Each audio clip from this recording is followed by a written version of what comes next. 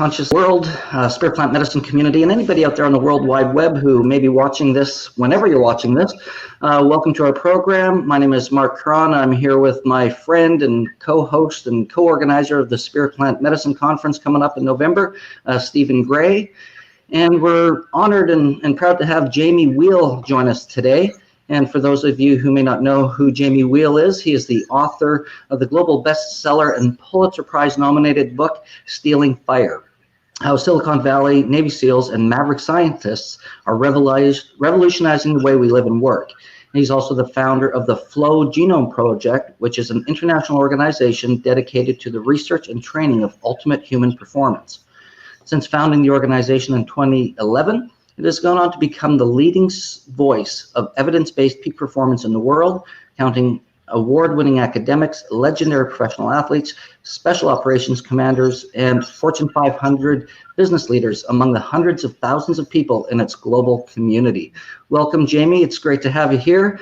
Maybe you can start by telling our viewers a little bit about yourself, for those who don't know you, kind of what kind of got you into peak human performance, and what's brought you on this path into psychedelics and all that fun stuff.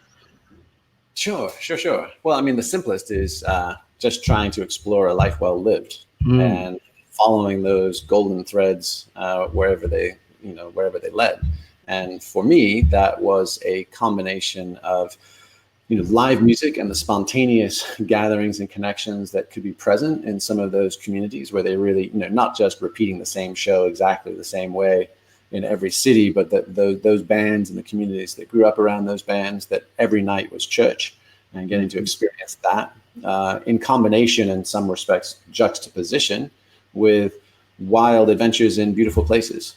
So I had a career in surf rescue and mountain guiding, and everywhere from the Rockies to the Sierras to the Himalayas, and in between, and spending time fully outside of society, where there was no hashtag selfie Instagram narcissism, and just us in beautiful, profound places, and then overlaid with the people we love the most. So lifelong romantic partners, the woman who became my wife, as well as our dearest friends and fellow travelers. And then for sure, early and significant exposure to natural entheogens and those compounds that unlock those other things. Yeah. So we were, before we got on live here, we were talking about this interview that you did on Rebel Wisdom, called "Is the Psychedelic Renaissance Doomed?" And it's a pretty dark title in a way. It was a question. It said, "Is it doomed?" Yeah. Yeah. Well, it hints that it might be doomed, right? And in fact, I think you said in that interview that sometime in the next 18 to 36 months, you saw you said something about how we're kind of at a peak right now. I think that might need elaboration for our viewers as well, but that it's heading toward a collapse on several levels, on the because of the economic issues, medical issues, and the social issues, and all that. So, for those of you, people, many of whom, because I see there's about 18,000 viewers on that, so that leaves a few million others that haven't seen that. Could you maybe elaborate on why this? Well, maybe however you want to take it, like why it's so important, and what the nature of this questionable progress is in the psychedelic renaissance. Yeah. So I mean, this is true with all elements of accelerated growth. You just went blank. Your mic just went off, Jamie. Can you hear us? We're not getting you right now. No. There you are. Dead. Oh, no, that was Marc. Yeah. Yeah, your mic just cut out. Hang on, folks. Nothing. Can you hear us, Jamie? No, it doesn't seem like he can even hear us. No, he can hear us, but we can. Oh, okay, yeah. We lost him. I lost the audio for some reason. Yeah. Well, just be patient, everybody, and this will be worth waiting for. Jamie has you know, if you have not seen that interview, it's called "Is the Psychedelic Renaissance Doomed?" and it's on I'm Rebel gonna Wisdom. I'm gonna post it in the online and Facebook. Okay, it's on YouTube. It's about a 45-minute interview, and it's really brilliant. He's got his microphone going now, or up and possibly ready. So I don't know what's going on, but in the meantime, is that a wait sign? Oh, okay, he's signing off. So what do we do here, Marc? You're the Let's tech see. guy. We're gonna see he's gonna come back on, and then we'll pop him back up. Yeah. Is gonna be what I think he's gonna do. Yeah. Are we, want to Just just keep strange how it live just here, or do you dropped right want out. Yeah, absolutely. Okay, well, it's an interesting conversation in regards to what we're going to get into. So I look forward to it. Here he comes back here. Uh-huh. All right, there we go. We can hear you now, Jamie. Sweet. Awesome. Perfect. Great. Okay. Yeah. Yeah. So take it away. So, I mean, I think, the problem is perennial across time and space, that there are no shortcuts to unfolding human development. And the hype cycle, or the amount of kind of inflated expectations and hope for any specific intervention, whether that's meditation and mindfulness, whether that's psychedelics, whether that's smart technology, whether that's psychedelics, you name it, right? Any category of techniques of ecstasy are necessary but not sufficient to get us across the goal line into fully integrated, expressed humanity. And part of the challenge is that the more promising and the more fantastic or magical, or these days, clinical and scientific, the evidence is, the more tempting it is for us to think, "Ooh, this one is going to take care of all the loose ends, all the messiness, and all the imperfections, and all the backsliding, and all the human fallibility of the human experience. This is our ticket to ride."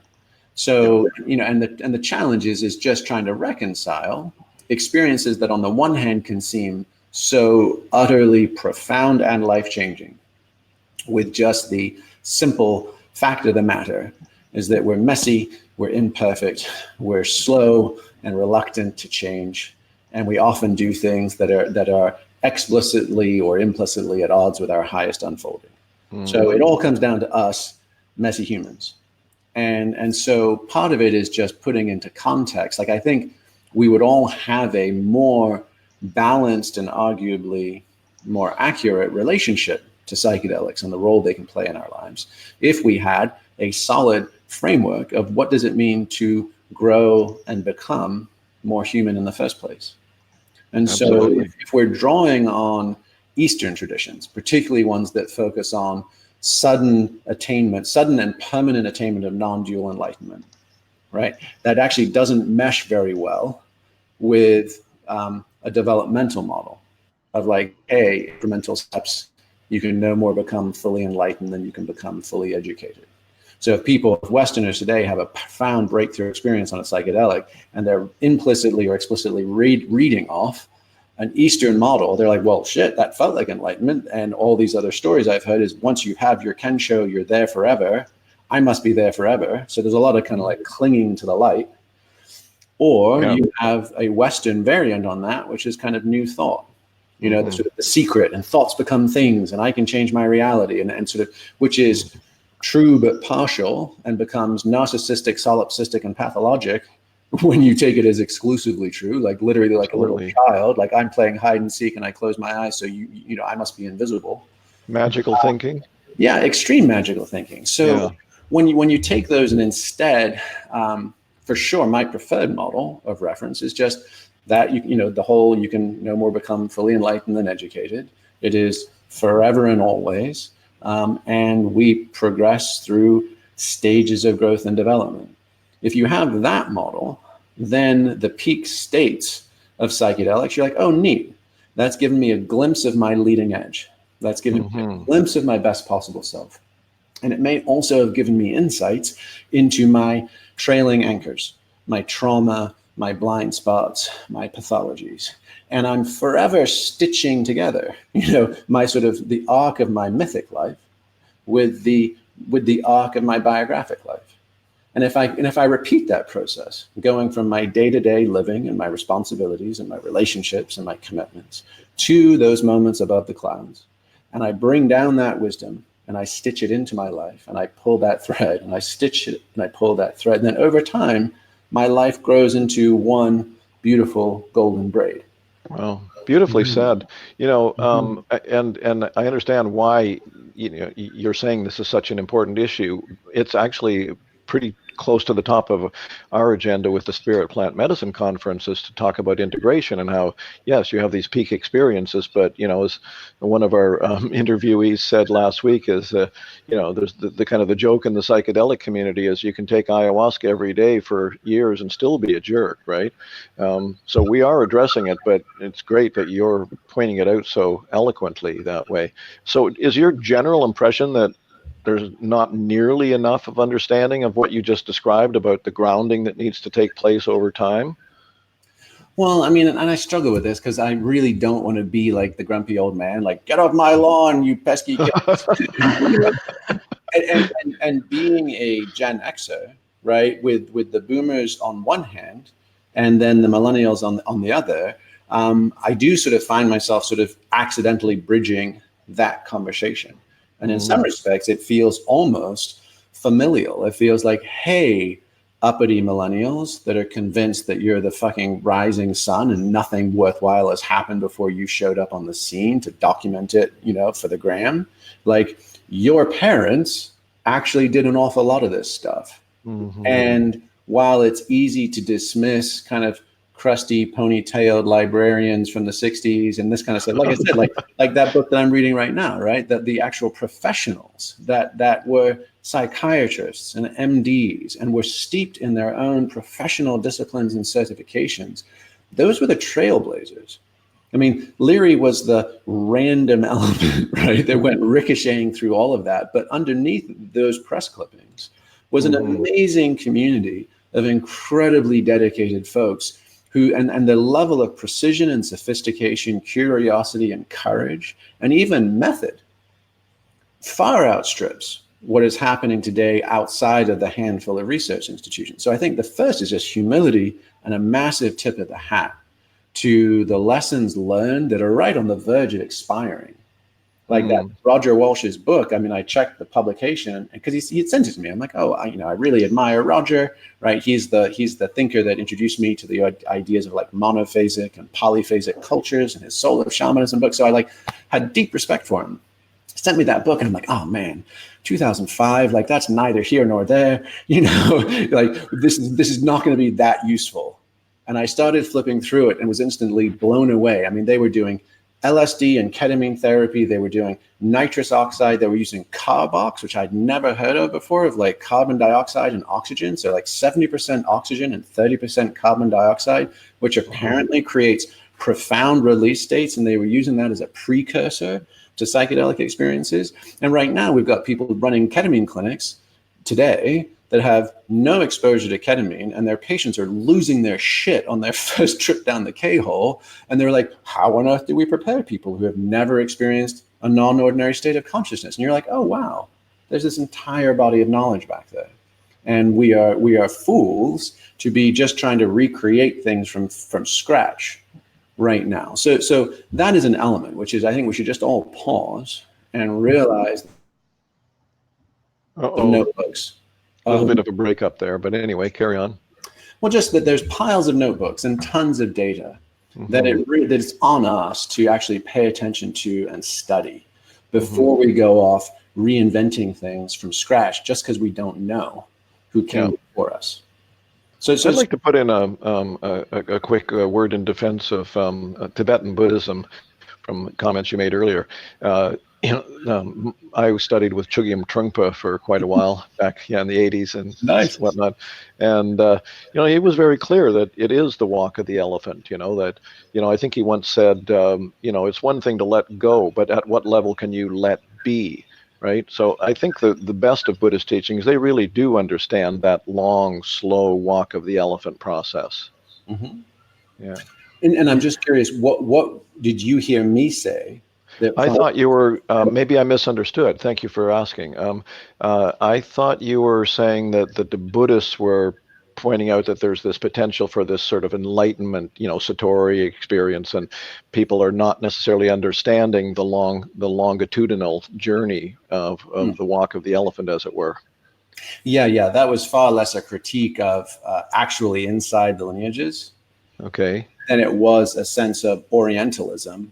And as the Dharma came to the West, there was often a lot of romanticization of instantaneous enlightenment that also got co-opted within Western New Age spiritual communities and gurus of like, I'm there, I am impervious, right? I am without sin or without whatever. So I think that there was a mutation as those things were pulled out of Eastern lineages, and a romanticization of instantaneous and total enlightenment that even if, well, I mean, I think, most critiques have kind of come in at this point. There's very, very, very, very few people that have simultaneously attained profound and abiding non-dual spiritual states and fully dimensioned and integrated psychosocial personality structures. Mm-hmm. So you end up with spiky, and you might have someone spiky who has mad Jedi powers in that realm, but couldn't balance a checkbook, and you wouldn't want to trust with your finances or your life partner, and so whatever, right, all go to hell. So go ahead, so Marc. I'd like to kind of go back to what you're talking about the the ketamine assisted psychotherapy and practitioners of, if they're sitting with a patient and they have no idea really even what's kind of going on in terms of the K-hole and things of that nature. But it's the importance to, who you're sitting with and what you're doing. And this is something that we see in the work we're doing. You talked about it in the interview as well, just about everybody jumping on this bandwagon for, commercialization, commodification. And how do you see that kind of changing, and what do you think we should be doing, as workers in this field to really make sure that, people are getting the right support that they need when doing the work with these medicines? Mm-hmm. Yeah, I mean, and I'll see your return to a theme, and I'll go back one more, right? The thing, my simplest sense is advocating. I think we have way too ready and easy access to these things. Therefore, we tend to respect and treat them as less valuable than they might be. So imagine, like, if you can always be like, oh, well, I went to an EDM show and we all rolled on MDMA and we had a great time and that was super fucking fun. And so next weekend I'm going to go and do it again. And then I'm going to go to Burning Man, and then we're going to go to this party, and then I'm going to go to this ayahuasca ceremony. And basically it's just a dime a dozen and infinite consumption. No one is putting constraints on me. And I have no culture of practice, which is saying, this is when, this is how, this is why, this is with whom, and this is for what. Right. And so absent all of those cultural guardrails, which, to put in perspective anthropologically, have always existed everywhere up until now. Right? So now we've just ripped it. We've just raided the candy store and we're popping it all in as fast as we can. There is naturally a disrespect of the information we gain. Right. So it just literally gets diluted by frequency and volume. Yep. And as a result, compared to what I would advocate, which is something like a bell curve distribution of what is that, a pro-social model of psychedelic consumption, which would be 10% of the population should never touch them. Congenital histories of psychosis, mental illness, instability in the family, don't roll those dice. Only 10% that should ever take them more than a handful of times. Wow. Those would be the psychonauts or test pilots or researchers. Interesting. And 80% that should ideally take them 3 times in their life. And I mean, and this is purely an analogy, but 3 times. Imagine coming of age. So you do the Alex Haley Roots, where he, like in the beginning of Roots, he picks up his son and he says, "Behold, Kunta Kinte," and he holds him up to the Milky Way. He says, "The only thing in the universe greater than you." Right? Like every fucking teenager needs that experience.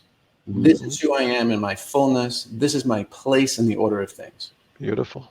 Right? Yeah. And then at marriage, here's an MDMA ceremony. So let's say that first one is psilocybin, right? Connecting to earth, connecting to place, connecting to self and cosmos in ways that are manageable. Not necessarily McKenna's 5 grams silent darkness. You know, it doesn't have to be profoundly destabilizing, but just fucking reset that clock. And here you are in your selfhood.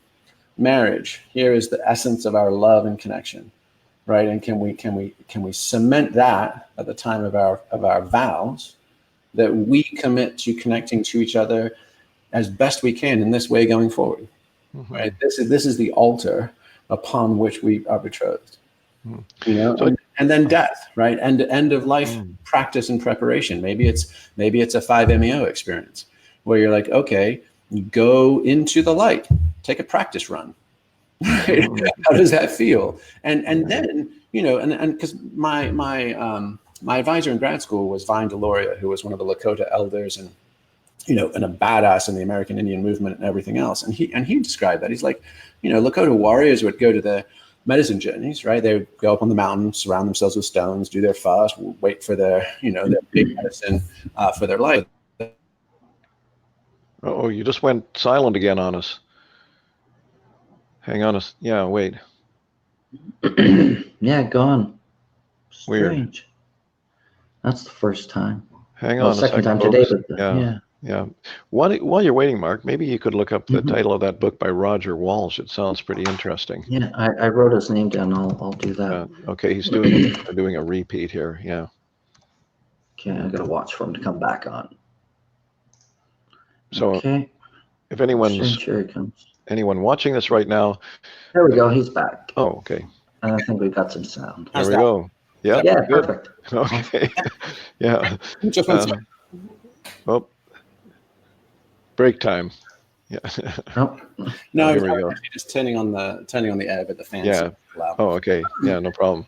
So the point is that those guys cherish their connections with the sacred, and they spent the rest of their lives living into that information. They didn't greedily go back and overwrite the disc and overwrite the disc and overwrite the disc. And so if you only had 3 and you knew you only had 3, you would spend months in preparation. You would be held by a community of practice pre and post, and you would suck the marrow out of the information instead of constantly overriding it with newer, brighter, shinier.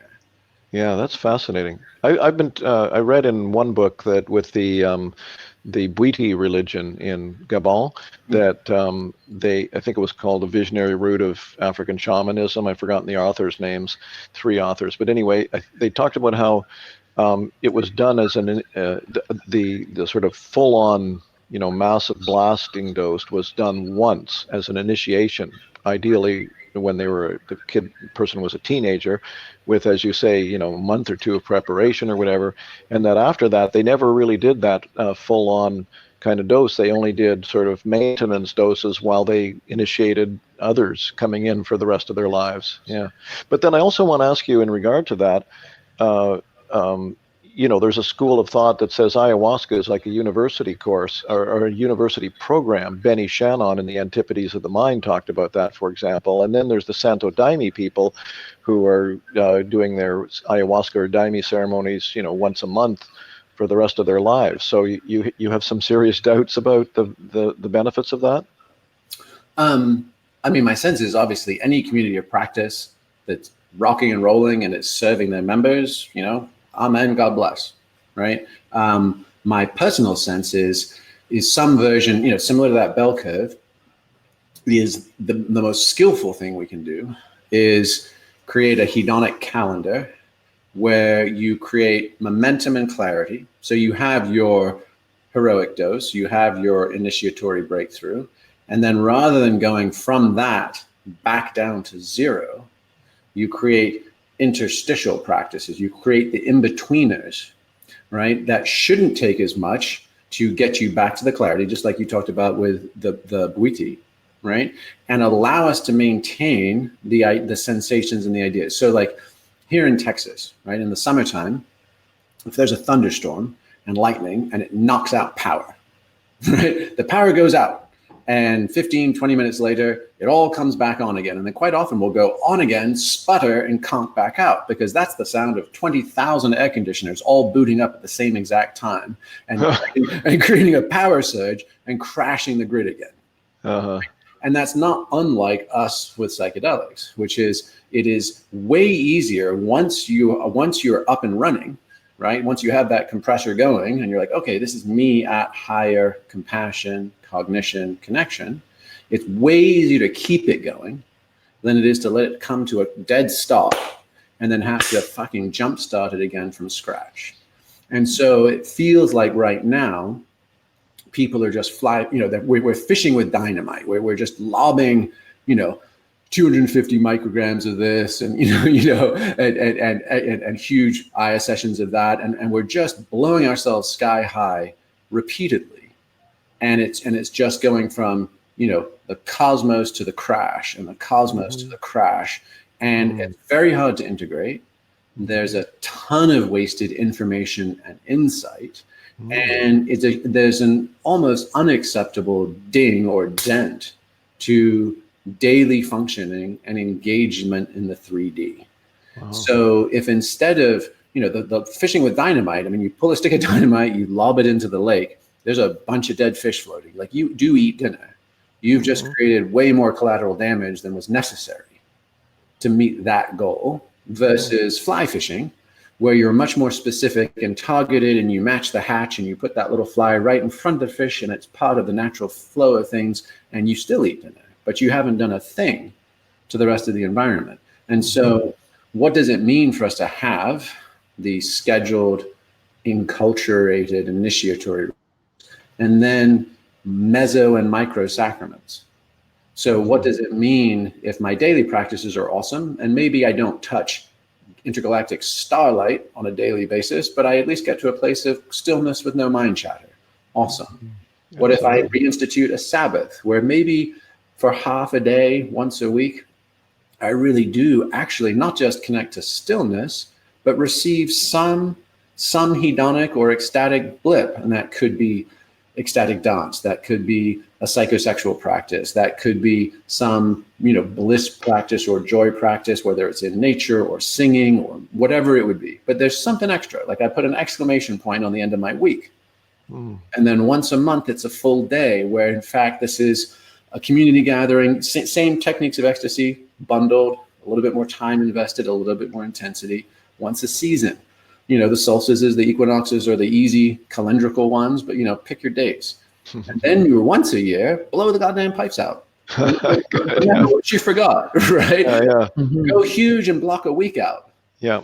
And you are off the grid. Yeah. And that allows, because then you get the experience of, I haven't completely forgotten. I haven't gone cosmos to crash. I've gone cosmos to clouds, right? To connections and commitments. And I use those reminders. They require way less voltage. Back to the air conditioners, right? They require way less voltage to keep me spinning. And I get to use those micro and meso check-ins, the in-betweens, as places for metronome, tuning fork, and training wheels. Yeah. So, right, the metronome is, am I still on the beat? Am I still on the one of the pulse of life? I thought I was, but actually I was a quarter beat shy. Great, now I'm on it again, right?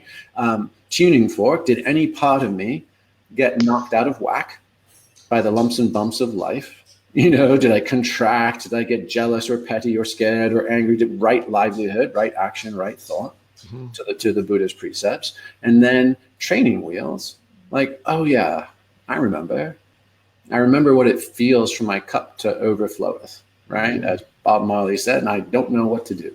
So I can practice that. And I might only keep that loving feeling going for a day or half a day. And it doesn't matter, because I know that, hey, my next Sabbath is coming. And I'll remember a little bit more then. And then I cease to have, and this is Chankpa's great phrase, right? Of spiritual materialism. I think there's an extreme amount of spiritual materialism because we're terrified of losing that loving feeling. So on the one hand, we're incredibly wasteful with it. The people who are having multiple ayahuasca experiences, they're doing 5-MeO, they're doing all this shit, and no one's changing at all. And it's just become a cocktail conversation of like the swapping stories of the pretty lights, which feels to me the closest thing to like contemporary blasphemy as we could have. You know, and on the other hand, we're fetishizing and clinging to these experiences. Yeah. Because what's remaining of our egos is now actually fully identified with I'm all that. I'm the one who has seen and glimpsed the pretty lights. So if we have the place where we have a hedonic calendar and we have that metronome, tuning fork, training wheel experience, then in between we cling less and we can be less attached to the highs or the lows. We can sort of be like back to Trungpa again. I mean, he was a badass, right? I mean, what a real he was, right? And a naughty boy, and all things. Yeah. And I have to appreciate, by the way, this is a sidebar, but Pema Chodron's piece, and I think it was a Shambhala Sun from maybe the early 90s, but it got recirculated during the Me Too movement. And the interviewer was just desperately trying to get Pema to call out Trungpa. And she was like, I won't do it. Like, that motherfucker blew me wide open and he was not safe and he never made any claims to be safe. I am profoundly grateful for who and what he was, precisely as who and what he was. Yeah. And it's just that, like, there be dragons, right? And you've been warned. But that sense of the non-attachment to the spiritual materialism, let's not get wrapped around getting ego identified to the very things that are supposed to get rid of our egos. So tell me what you think of this. If you keep going back to, say, ayahuasca in the best of conditions, would you not ideally become increasingly humble in recognizing, the true nature of things? And is it not possible that by doing so, you are potentially learning to trust that non-egoic, eternal, divine reality, or whatever you want to call it? I mean, the short answer is. Sorry, it broke up a sec. What was that again? And no, we lost him again. We lost you again. Oh, That's no. strange. I don't know. Well, we know what to do now. Yeah, he knows. Yeah. Don't go away, folks. He's going to be back in 30 seconds. We'll be right back. Yeah. That's interesting. There we go. Yep. There we go. Yep. There we are. It's anytime I get excited, I go to adjust my mic. Yes. This is just like an unconscious habit, and for whatever reason, this platform you guys are on doesn't tolerate a jostling of that cable. So sorry, I'll be hands off. I mean, the short answer is maybe.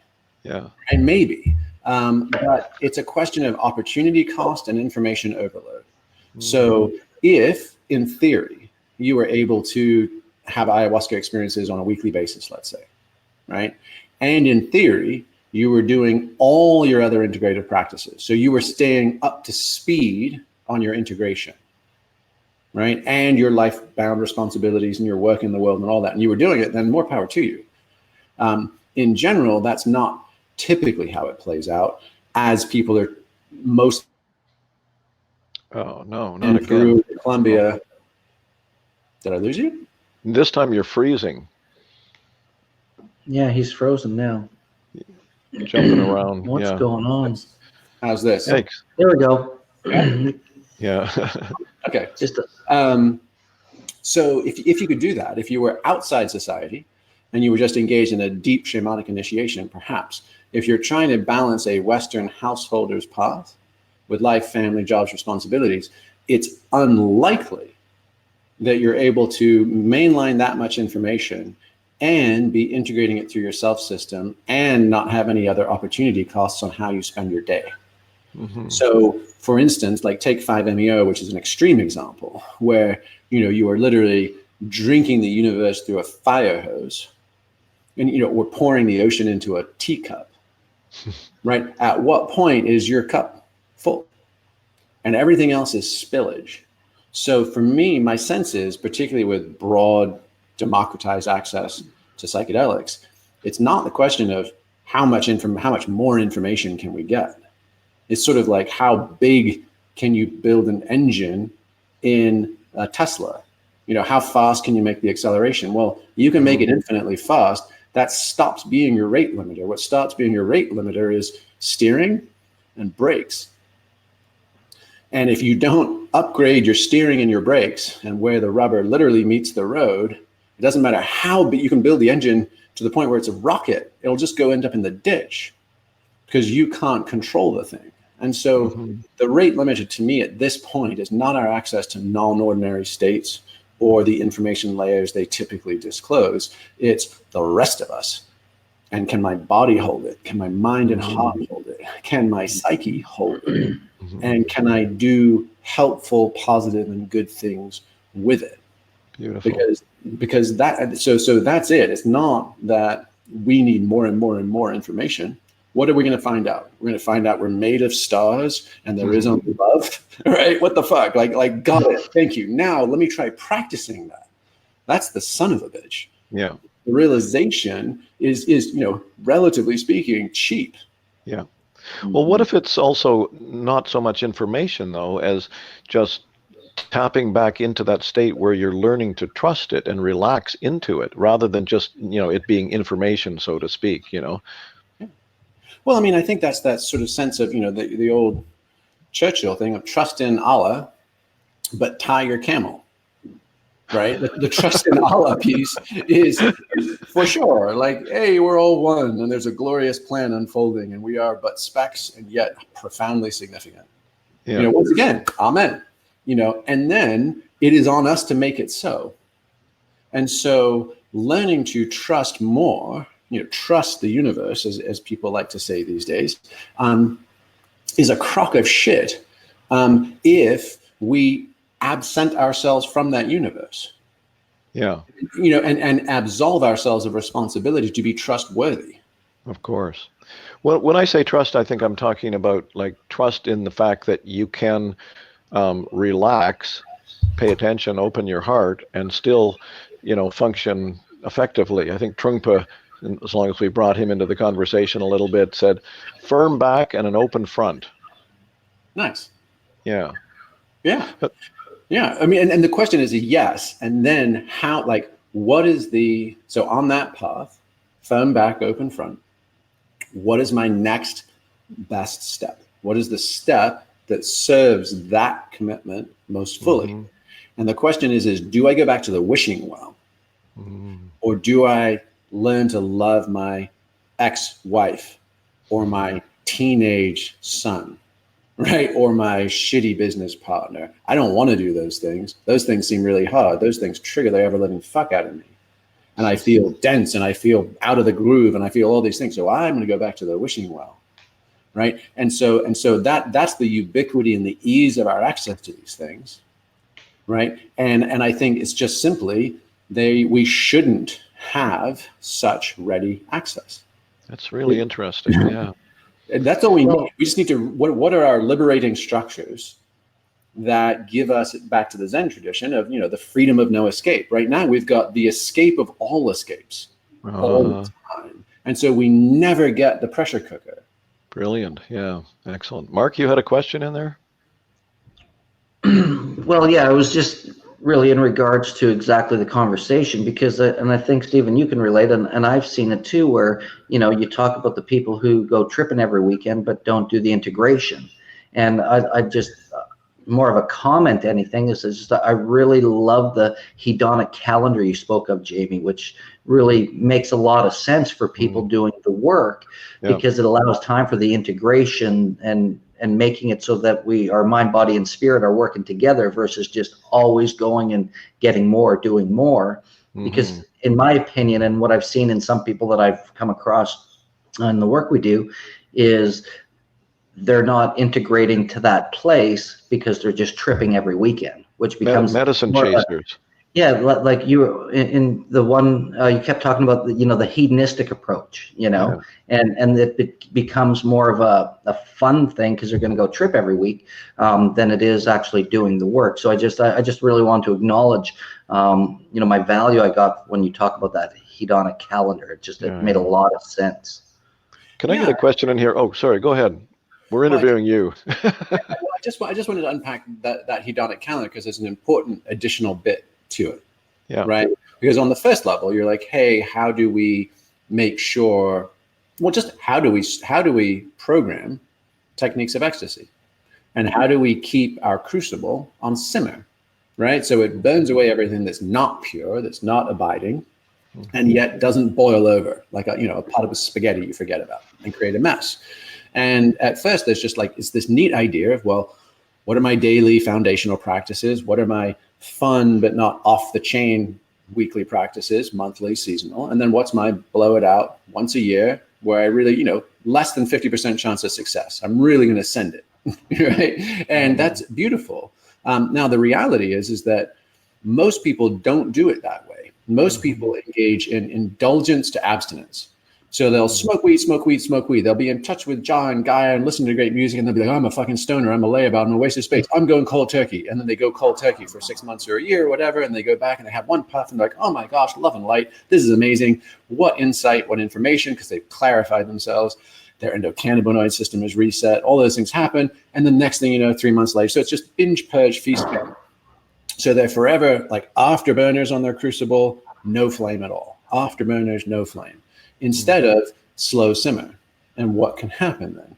Well, what happens then also is you realize, whoa, once I actually do this in a deliberate and sustainable way over time, that flywheel, right, that momentum actually really starts cooking. And believe it or not, the alchemical process of reformulating our humanity, our selfhood, really takes off.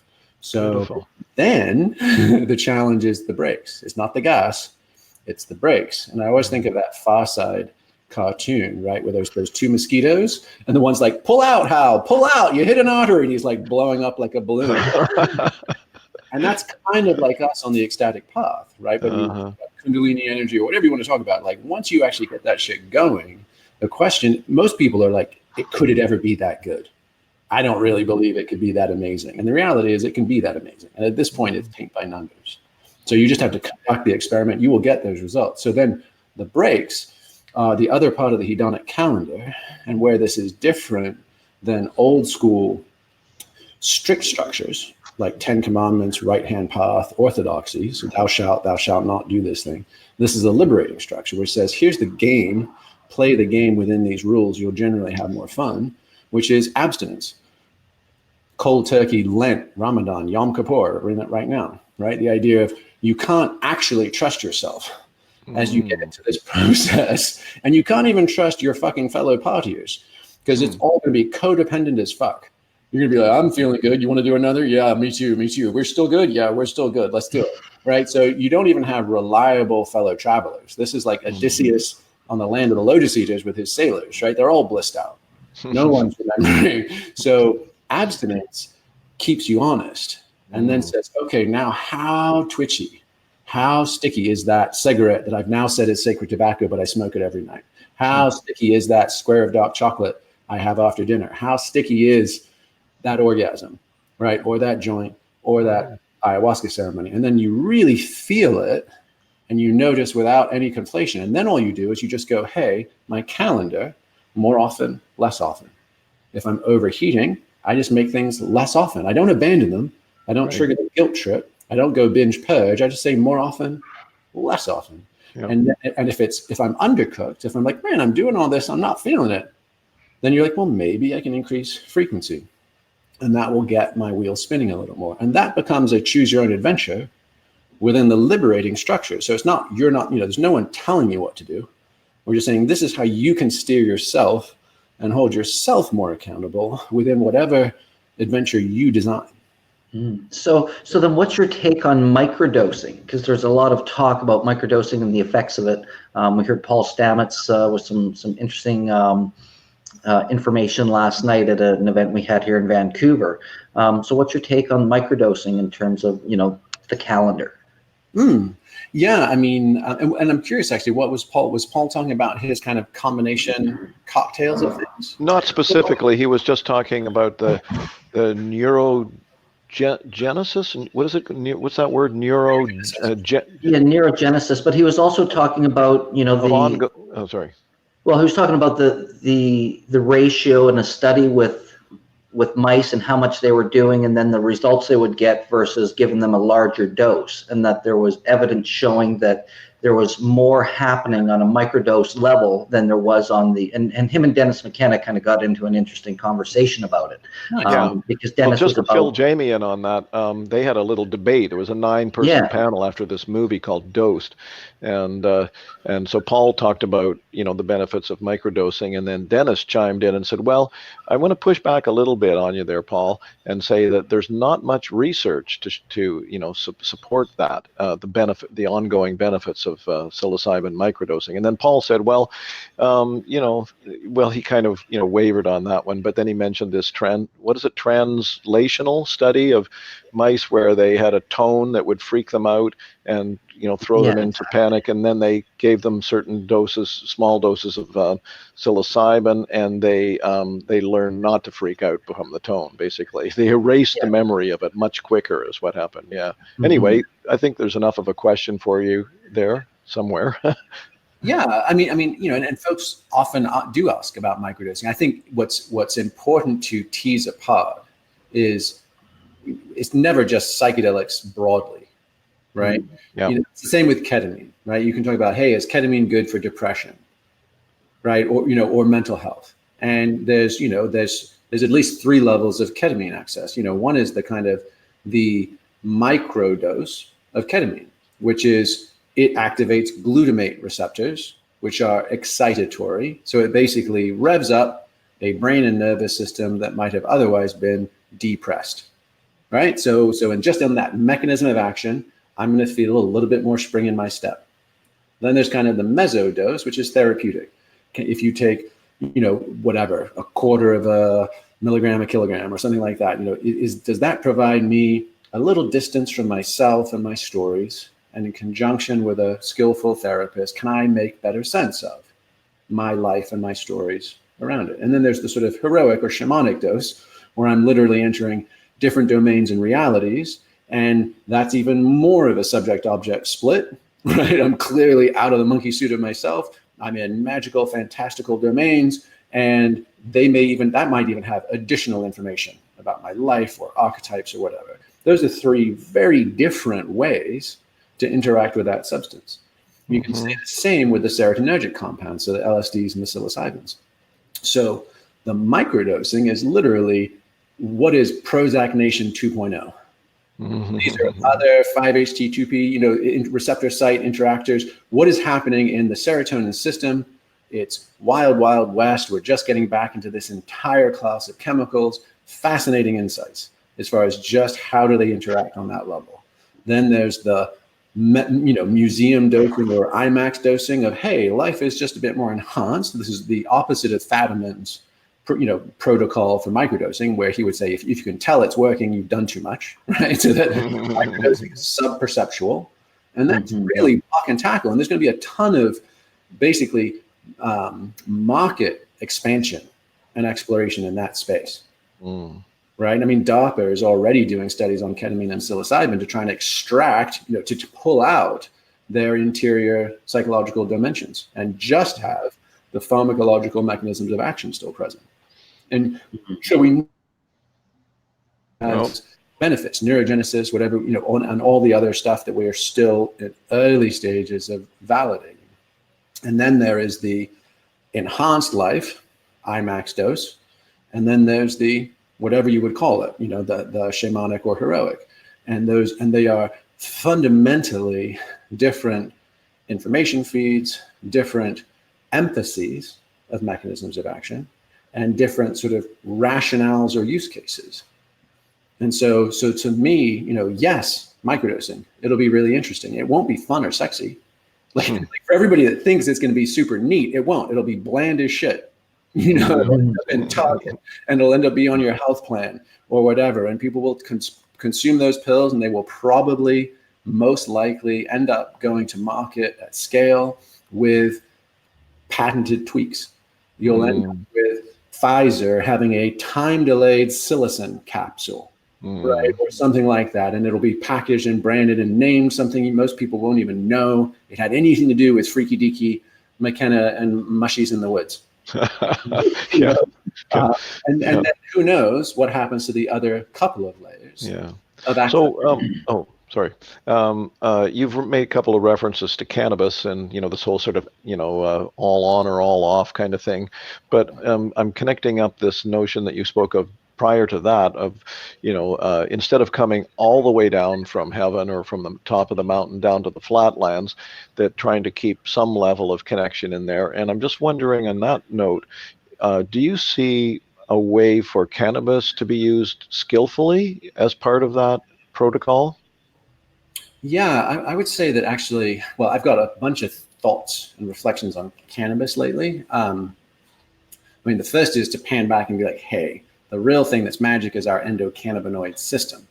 It functions like our secondary immune system. Is responsible for regulation, neurophysiological regulation between our brain, our organs. It regulates inflammation, blood pressure, 1,000 things, and it's really poorly understood. In fact, 9 out of 10 US doctors don't even know what it is or how it operates. And that's just a vestige of the know nothing war on drugs. Huge research in Israel for the last 30 years. It's now coming to Canada. Now it's turning back on. But it's the endocannabinoid system that we need to become literate about. And it just so happens through a miracle of botany and evolution that 5-leaf plant cannabis happens to gear into those receptor sites, which predate it by millions and millions of years. So as Michael Pollan said way back when, he said, cannabis seduced man's, mind to borrow his legs, right? And it was an adaptive strategy where that's how it propagated around the world. So as far as good news, bad news, I think that skillful use of cannabinoids, particularly varying consumption and metabolism, so everything from edibles to tinctures to vaporizers to combustibles, like there's a wide swath of different states and different use cases that can be accessed via different cannabinoids in different formats, and it can be profound. I mean, there are certain edibles that can create nearly identical experiences to MDMA, and with none of the neurotoxicity, none of the amphetamine jagging around your system, none of the hangover effects in that way. And you're like, oh shit, that's massively powerful. In conjunction with breathwork or yoga or sexuality or 1,000 other adjuncts, right? A cannabinoid as part of a protocol can be profoundly useful. Now that said, we've been doing some research lately and have been chastened, I suppose is the simplest word, to realize the significantly negative impact on deep delta wave sleep and cannabis use. Now, we're going to roll out a larger study involving methodology, like was this an edible, was this vaporized, was this combustible, was this whatever, time of consumption, et cetera. But what our preliminary research has shown is that really anytime after noon, and of course, I mean, waking and baking is not exactly a breakfast of champions. There aren't too many in the world that are like, yeah, dude, I just roll out of bed, rip one, and my day is awesome. We know those people. Yeah, they exist. But the idea that it can reduce deep delta wave sleep by up to 2/3. Wow. So you can go from 90 minutes of deep delta, and delta wave sleep is the deep unconscious sleep state. So there's REM, rapid eye movement, where we're doing our dreaming, and then there's the lighter stages of sleep. Delta sleep is where we do all of our memory consolidation and learning. So if we think of our daytimes, bumping into shit and collecting data, that's really all we're doing. And then we go to sleep. Like if you've ever gone skiing or played tennis or golf, anything like neuromotor, and you've kind of sucked at it during a day, and then you slept on it, and you get back the next day and you kind of pick right back up at your best spot from the day before with a bit more freshness. That's delta wave integration. So delta wave sleep is essential, and sleep debt from that category becomes really deleterious to the point of early onset Alzheimer's and a bunch of bad things. And what we have found is, you can reduce your delta wave access by up to 2/3 by even being residually high. And that Sorry, what does residually high mean? Well, just kind of left, like I'm not stoned when I go to bed. Oh, I see, yeah.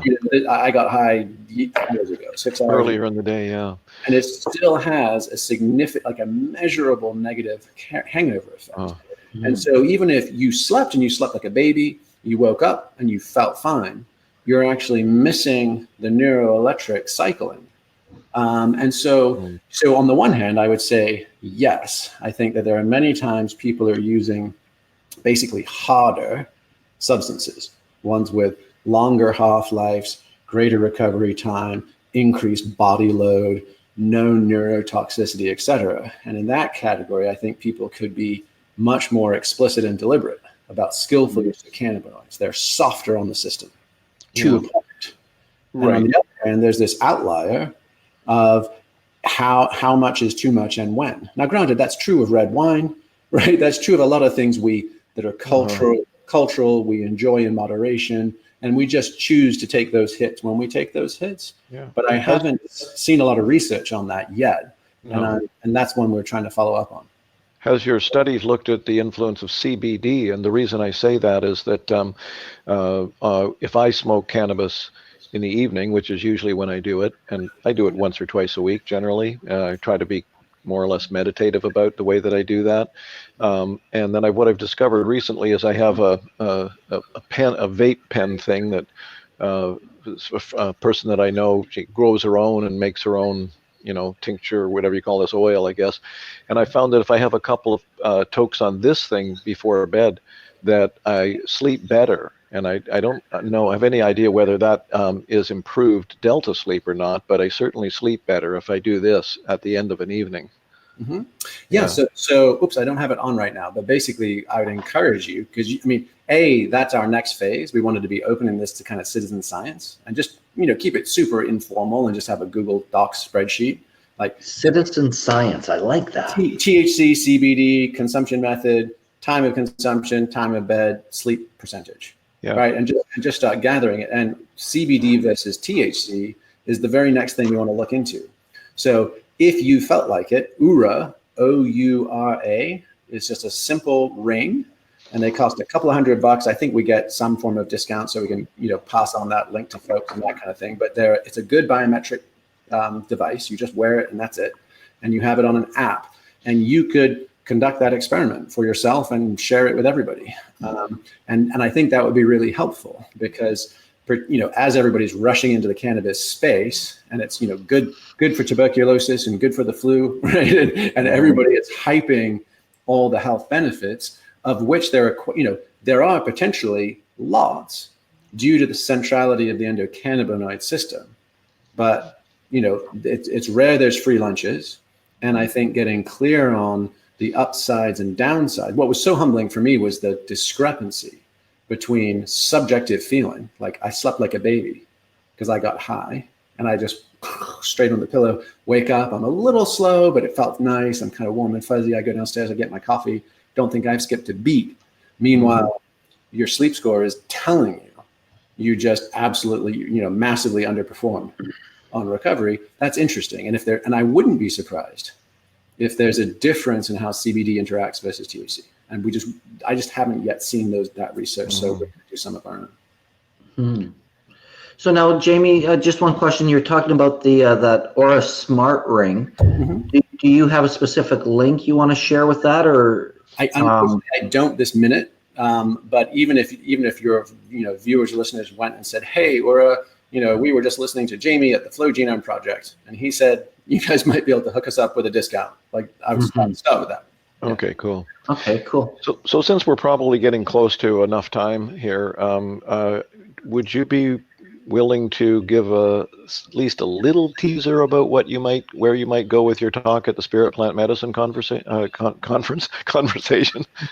Yeah.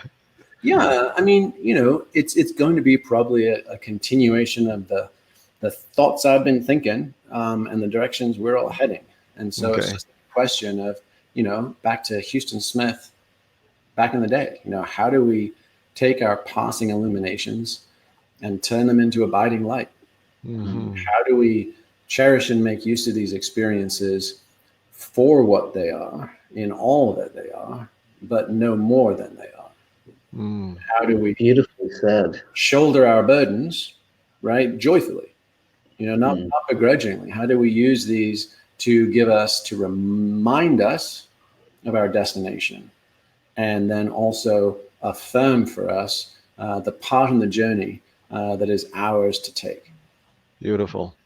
Mhm. Oh, Jamie, really taken with your perspective on all this. It's so great. It's so important, and it's wonderful. Thanks a lot. Well, I know I took a lot of notes. There's a lot of great nuggets in there that have certainly sparked my interest and inspired me to, dig a little deeper as well. So I certainly thank you for that, and I appreciate the dedication to your work as well, Jamie, because you've certainly, done some research, and you've certainly done your work, and the way you are able to articulate and bring your thoughts to really make sense, that we can all understand. I really want to say thank you for that. Well, thank you guys. But I'm also I'm not going to accept that gold, right?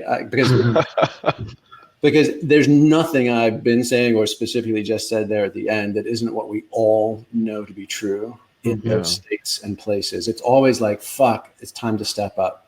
It's time for me to set aside childish things. It's time for me to live into my fullness, to do the hard and courageous things, and to bring back the joy and the possibility to that task. Yeah. We know that. We're always reminded of that. So if we can just do that for each other, Beautiful. We have a chance of kickstarting this thing. Yeah. Well, we're not trying to, feed your ego here, but we're just pointing out that you do have a talent for putting this stuff together in a way that people can benefit from hearing. And we thank you for that. We honor you for that. Yeah. Absolutely. My pleasure, guys. Yeah. Well, thank you so much. Anything else you need to say, Stephen? I think we're pretty much complete here, else we could pick Jamie's brain for another hour, but that's not going to happen. So I just want to thank you on behalf of our community, Jamie, and we look forward to meeting you in person in November. Are you giving out any more discount codes for the conference, Marc? Well, FBL, Facebook Live 33 will always get people a discount, and anybody watching this, we always throw it out at the end for people as a thank you if they're interested in joining the contest. So, or the conference. So yeah, FBL 33 is a discount code you can use if you're looking to buy tickets today. Awesome. And if you're watching this, please share it wildly. This is very important information, we think, that Jamie is sharing with us today. Yeah, absolutely. I look forward to seeing everybody in Vancouver in the beginning of November. Very soon. Very soon. We promise to treat you well. Awesome. Cheers. Thanks again. All right. Until then, thanks.